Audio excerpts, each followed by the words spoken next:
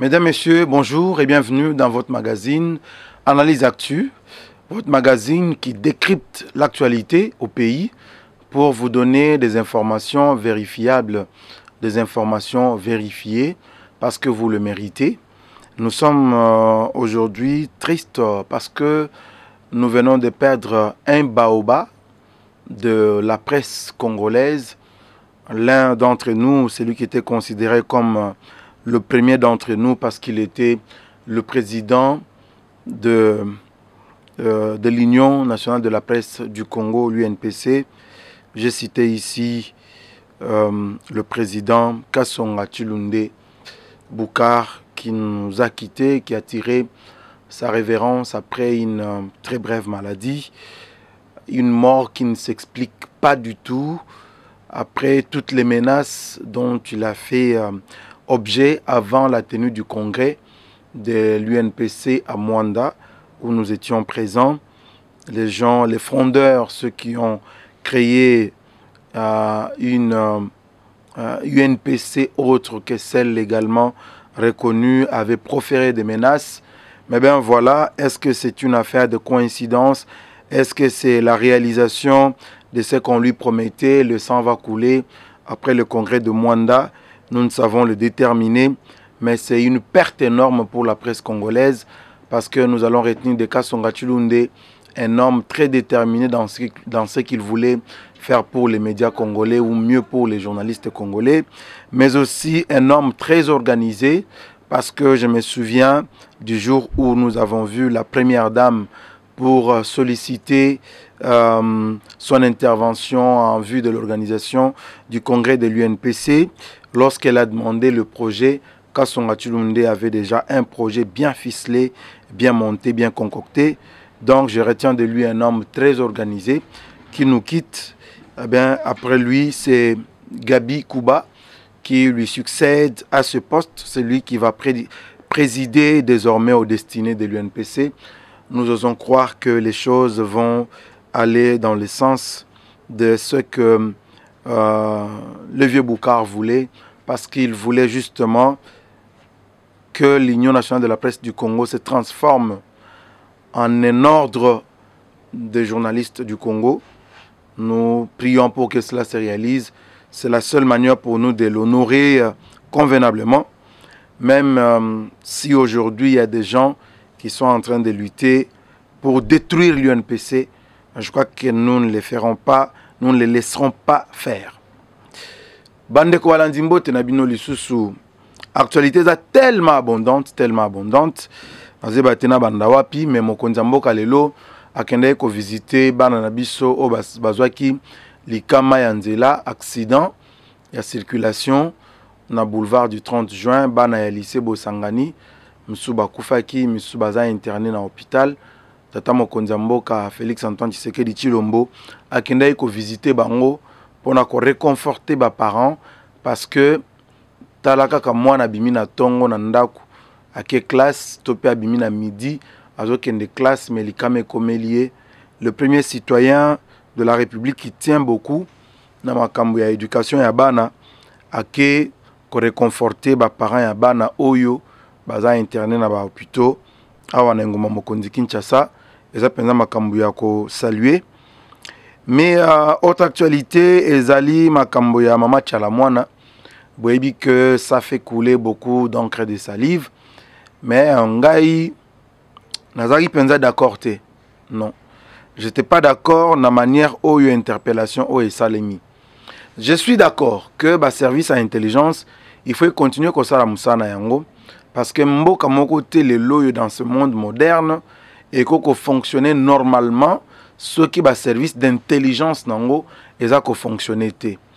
Vous le savez, ceux qui likambu et bandi kolobama et lobami suka suka balobaka non eza na clameur publique, c'est-à-dire minokebele lobi yango esengaka que ceux qui biso ba oto za na biso kaka ba tout simple ba individu tomi tuni mituna tomi poser ba question tina ya makambo yo et salemi bongo na Mama Tchalamwana bongo kaka ba service ya renseignement ba service ya intelligence et sala yango te.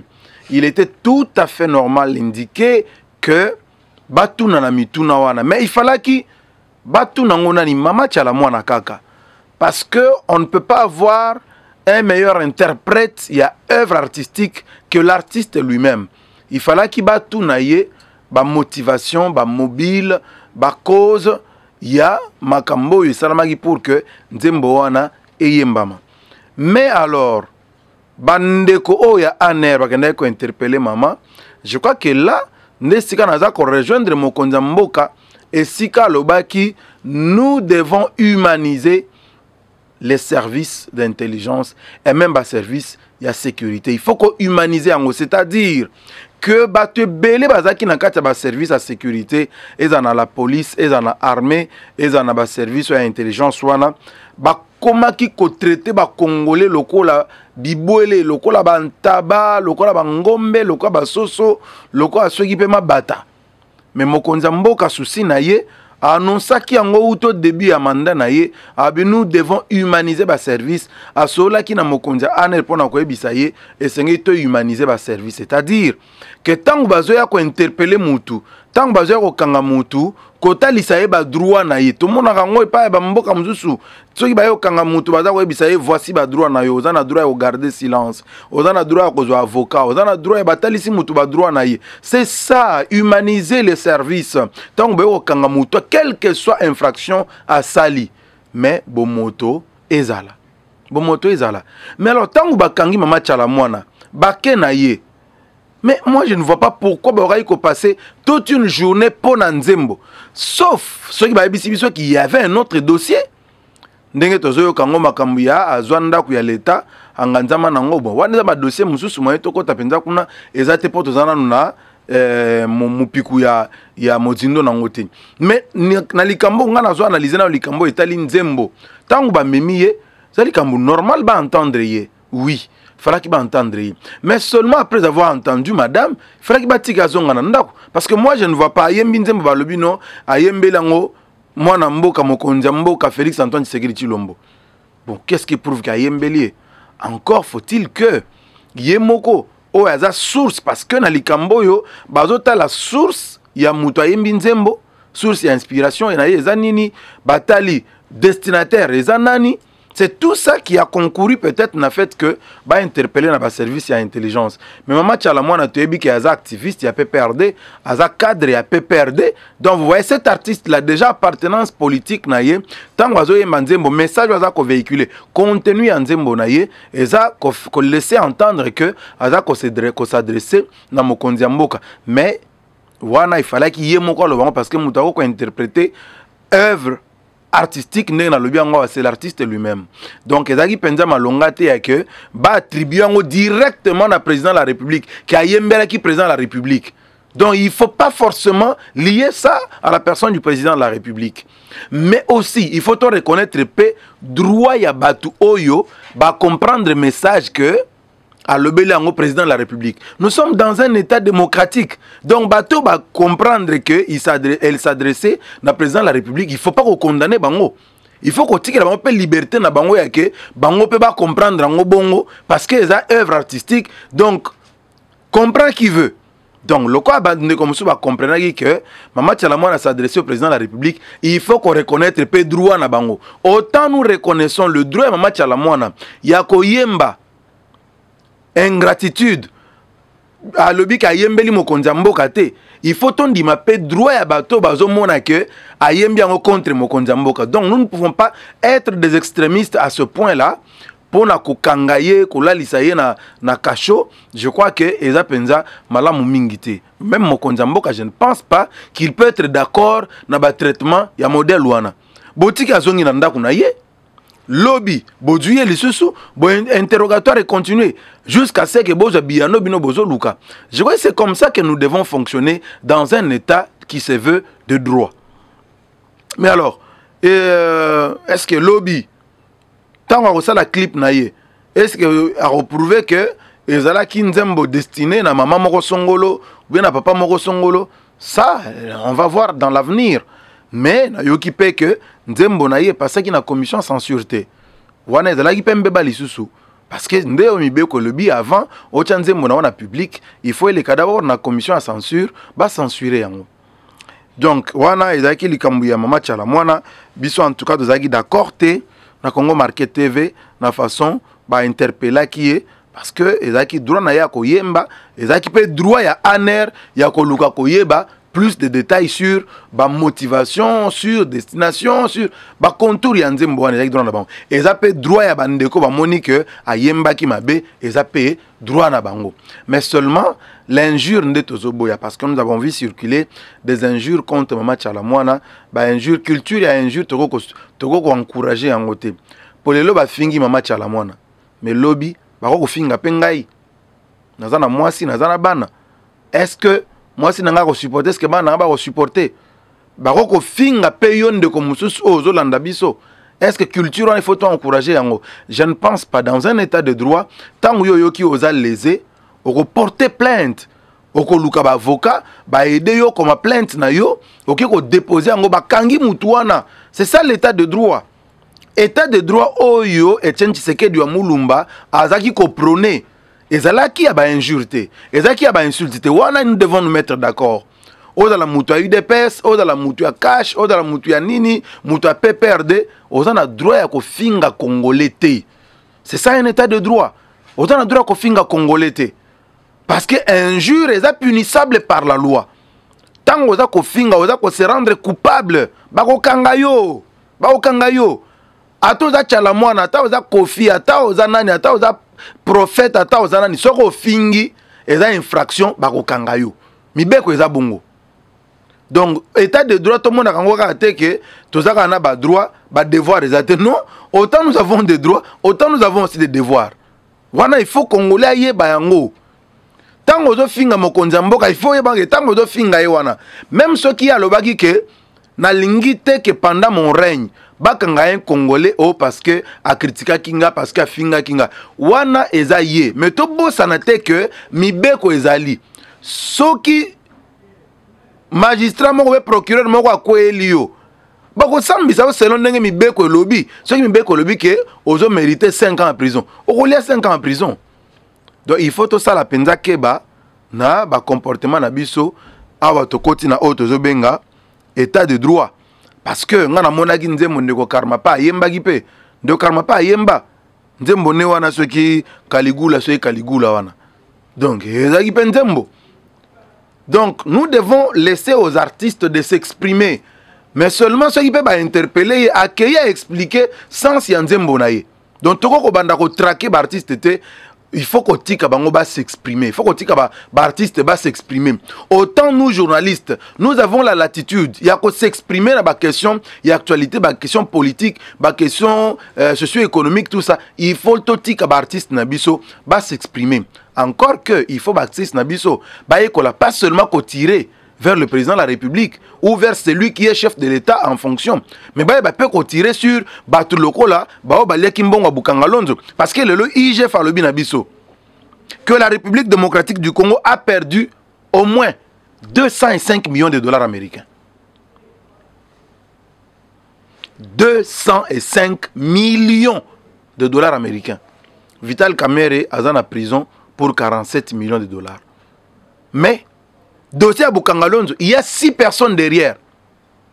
6 personnes derrière le dossier à Bukangalonzo. 205 millions perdus. Mais parmi Bango, il y a deux qui sont couverts par l'immunité parlementaire. Est-ce qu'il faut continuer Bongo? Baza couvert par l'immunité parlementaire. Bako sambisa bangote. Alors que Mbongo va Congolais limwe. Alors que Mbongo va Congo limwe. Il faut toko baka boye. Te. Moi, je pense que Batu Oyo, bafundami na makamba détournement. Bacha bango na makalate. Non, non, non. Te makalate. Makalate bandeko. Makalate. Botinda bango na angenga. Botinda bango na angenga. Pour ceux qui ne donnent pas tala ya foutra no billet avion. Angenga. Oui. Parce que on est des criminels bateau balingi Congo te. Comment mutu 6 personnes bako yo kana balié pendant 205 millions. Et puis ba vandi na bango na Congo. Et puis bango nde ba chaka mokonza mboka bakal pour makambo esimbate. Ah, botika kindoki na binoko. Donc c'est là que nous disons il faut bato yo bazana musala ya justice basunga Congo, basunga Congo parce que batuana bazo mérité ko vanda na biso na Kinshasa te place na bango eza na prison ya Angenga bakende nanu Angenga bayoka nanu kuna ndenge zalaka comme ça babimisela biso mbongo wana bale wana 205 millions wana. Ça ne va pas comme ça, ça ne va pas. Alors sujet mususu on a lingaki quand même na suki sanango lelo na suki sana dossier nini Sele Yagouli ministre ya finance. Ministre ya finance a kosi ba congolais, a kosi ba député, a kosi ba institution makambo. Ministre o ayebisi biso qu'à la présidence de la République, il y a eu dépassement à 14 000% na budget o ezala qui consacré na présidence de la République. 14 000% dépassement. Na o etali le déplacement ya Mukonzi Mboka, ba voyage Mukonzi Mboka sali. Et 304% na o etali ba dépense mususu ya présidence de la République. Mais na lingi biso ba congolais to comprendre que lorsqu'on parle du dépassement budgétaire na Congo ezalaka nango kaka bongo. Na Congo ezalaka nango kaka bongo depuis des années. Eza makambo sikate ba dépassement wana ezalaka nango toujours. Depuis Joseph Kabila, pas dépassement ezalaki toujours. Mais eza pona ko justifier te que ezelo kwa malonga. Non non. Mais nga nazo comprendre yango parce que toza na mboka moko toza na ba budget moko faible. Mobilisation ba recette eza faible. Soko tali mbongo o ba prévoya ka budget o eza alloué na défense nationale. Et koko ka jamais pendant que bandoki bandeke bande kwa FCC babi makambo ezo salama na est ya mboka na ba guerre na ba trouble o eza kuna ba groupe armé ba mouvement nyo ezo salama kuna ça bouffe de l'argent au budget de l'État. Yango zo ka le but dépassement na ministère ya défense, dépassement na ministère ya finance ya yemoko Sele Yagouli, dépassement ezapé kuna, dépassement na ministère ya urbanisme, dépassement la présidence, dépassement la primature. Parce que ba besoin o eza exprimé kuna par rapport ya mbongo oyo l'État zo pesa ezo ko kanate. C'est na situation actuelle c'est normal que dépassement est salama.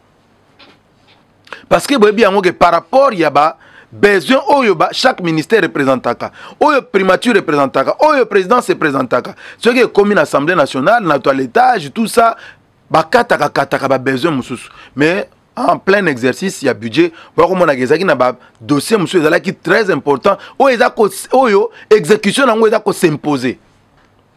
Mais tous on grana likambo il y a dépassement au sein de la présidence de la République. Normalement, tant que ba service nyonso etindi ba rapport nango ya ba décaissement na bango ya ba dépense ba sali na niveau ya ba secteur na bango. Ce qui ministère ya budget est consolidé ba dépense nyonso wana. Bakosala rapport na bango ya suka. Rapport wana ekokende bazongiseli batu wana o baza concerné. Voilà, na sima ya ko consolider, na sima ya ko revoir ba calcul ya ba dépense nyonso bosali et pesi biso montant ya boye. Bino bo dépasser budget na bino na autant de pourcents. Bango bakoloba te biso en tout cas ba élément tozala nango eza ko démontrer biso que ba chiffre bino bo pesi eza bongo te eza boye. Ba yokani sur ba chiffre. Ba pesi yango cours de compte. Cours de compte sika nde akosala ba vi na ye technique pona koloba ke ba chiffre wana oyo ministère la finance atie na rapport eza ya solo eza ba chiffre oyo eza penza bongo nde siko oyo ministère la finance akozwa rapport wana après avoir traversé ba étape wana nyonso nde akozwa rapport ake nango na assemblée nationale. Mais tala ndeko Sele Yagouli ministre la finance makambo asali ye a sauté ba étape wana nyonso ya vérification ya confrontation ya ba chiffre mbala moko akamati rapport na ya imprimaki wana livre wana akamati a publier yango atina ngo na assemblée nationale avant que cour de compte apesa avis na ye apesa ba amendement na ye apesa ba observation na ye. C'est le Yagouli a welisi kopesa yango. Mais c'est quoi l'objectif? Parce que tu as dit que dans le contexte oyo, regard ya ba Congolais, ils ont tourné vers ba consultation mokondiambo kazo sala en vue à formation ya Union sacrée pour la nation. C'est le Yagouli, nous sommes en politique. Et le quoi hasard, nous sommes en politique. Et c'est pendant ce moment-là, au regard, il y a des Congolais qui ont tourné vers les consultations. Ils se décident, dans la précipitation, il y a qu'à publier un rapport on a pas présidence de la République ou topé président, ceux qui paient président de la République, allié mbongo belé à budget à l'État. C'est le moment qu'il a choisi pour nous transmettre message. C'est ça la communication en fait. Il y a que le président de la République qui a fait la consultation, on a dans la présidence, dépassement à 14 000%. Il s'est précipité à lancer communication. C'est quoi l'objectif? Détourner les Congolais na makanisi oyo mokonzambo kalingi kocha en place pour résoudre les problèmes ya ba Congolais. Ceux qui ne décossent les Yagouli à respecter la procédure parce que pour votre information, la présidence de la République est là qui prête na rapport na yango depuis le mois de février. Parce que bayebaki que na mois de mars au plus tard, il faut ministre la finance après sa rapport na ye, il y a reddition de comptes, c'est-à-dire bayeba mbongo ezala qui décider na budget ezaki combien. Et puis budget ngo bazo lobela wa bande konanga. Eza budget 2020 té. Eza budget 2019. Eza budget 2019. Oyo a oumeli kopesa rapport nango, ti azo kopesa ngo sikoyo pendant que mokonza mboka azo sa la consultation. Mais là il y a pas de problème. Assez à l'équisi délai, c'est vrai. Ndenge pe Janine Mabunda l'équisi délai qu'on a l'Assemblée nationale, le loyo accueilli ba fondé na Conseil d'État. Et Conseil d'État est déclaré requête topé plainte Yandeko comment il s'appelle encore le député Pouela Fabrice Pouela. Eza recevable. Recevable. Janine Mabunda plainte ya Pouela recevable. Non, c'est permis de faire na plateau na bus. Nous allons nous faire ce devoir là, ya koyambaye. Donc, dengue moko Janine Mabunda a dépassé délai à présenter rapport. Ministre de la Finance et Yagouli a dépassé délai. Mais tant qu'on a dépassé délai, on lui a respecté procédure, Nous sommes en point bimisaka que président de la République a sali ba dépassement. Mais tant qu'on a gratté na dépassement yango wana, il y a quoi dedans? Parce que budget 2019, et ce budget est là qui votait pas ya bande quoi FCC depuis. Mais le président de la République actuelle était obligé, il y a quoi ça, il y a le budget wana. Mais dans le budget wana, il y a quoi? Il y a aussi le paiement, il y a il y a ancien président de la République, le sénateur à vie, Joseph Kabila. Oyo ba katela ye musunya nzokwa munene. $680 000 par mois. Mais il y a présidence de la République. Mais il y a un ministre à l'équipe dans les médias à Kossi Congolais. À lobby, le président n'est pas payé à la compte, il y a budget à la présidence de la République. Lokuta, faux. C'est le Yagouli a menti, le ministre a menti. L'ancien président est payé bel et bien dans compte, il y a budget, il y a présidence de la République. Quand on va foutre la cahier, il y a ceux fonds d'intervention. Mais c'est un fonds d'intervention. Bafouta kaye na ligne budgétaire wana na présidence de la République. Azwakambong wana en 2 temps. D'abord 430 000 et puis $250 000. Mais pourquoi ça va Congolais pourquoi? Balobi te ke kaka mbongo wana nde matisi dépassement na présidence. Non. Et ça na ba mbongo mosusu pe oyo esali ke budget wana mata. Par exemple, le voyage à Mukonzamboka. Avion wana kaka ndenge batika ki yango wana. Kaka ndenge batika ki yango wana ya kopola wana. Kaka ndenge ezalaki wana penza. Président de la République a voyagé na kati. Mutambute. Wana mutambute wana bandeko ba Congolais. Mutambute. Le président n'a pas pris cet avion-là. Pas par le plaisir, il y a que Azana Posaka loué ba jet. Non. Parce que Zaki n'est pas malonga, Zaki en délabrement. Avion n'est Zaki n'est pas nin. Mboka Mata a craché. Pour rater les gens à 17 attentats. Donc, à ça, l'avion, a souké la licolo, qu'on a ma pata. Non, baje wana eza baje pamba. Mais ba voyage au mokonza mboka sali. Le loyo otozo lobawa. Ba allemand ba yaki na Congo. Ba yé na projet na bango, il y a 50 milliards de dollars américains. Mais pourquoi bazo linga ko embrouiller ba congolais boy? Est-ce que ba voyage wana mokonza mboka sali wana eza ko kani na ba investisseur na oyo ba investisseur allemand ba yé na ngwa 50 milliards. Les deux allaient sur les Cambouya Masolote parce que l'accord a été signé. Baye Abasali 1 mois na Kempeski. 1 mois. Bato fallait qu'il signer, balinga ko signé te. Pour se retrouver to yebité. Jusqu'à ce que baye continue bango ordre ya ki ba sala, ba signer et puis ba signer. Bande ko na faut banda musala. Bande ko nanga consultation mo konzamboka zo sala eza lobi kwa Congo. Parce que, une fois mon Konzamboka a sali union sacrée pour la nation wana, et ça le but kwa Congolais. Et ça le but kwa Congolais. Bon di melangai, libala wana, yana ngoli soute. Cash FCC, libala wana eza li soute. Pour eza tina mon côté. Eza li susu te. Kangada talelonga na yebiso libala wana eza li soute. To zelaka to fete. Est-ce que mon konzamboka akoyoke la biso te to ebite? O pani na ke Luanda. Va ke Luanda te poani. Bino boke Afrique du Sud, boke Rwanda. Bokanesi ba Rwanda ba kote bino ba kote libino te. Ba boyi na bango. Boke na Afrique du Sud aboyi ko kote la bino te. Est-ce que moni mon konzamboka ke Luanda ki pelekese? O pani na ke Luanda. O wakende te. Ake Luanda, akei. Ake Luanda.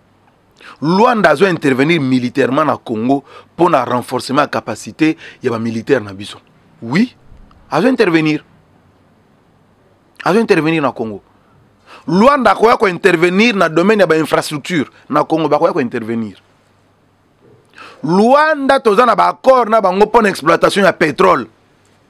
Eh. Bon moi qui ndete poani. Donc voilà un peu analyse actuelle à Mokwale loko ebisa ba congolais.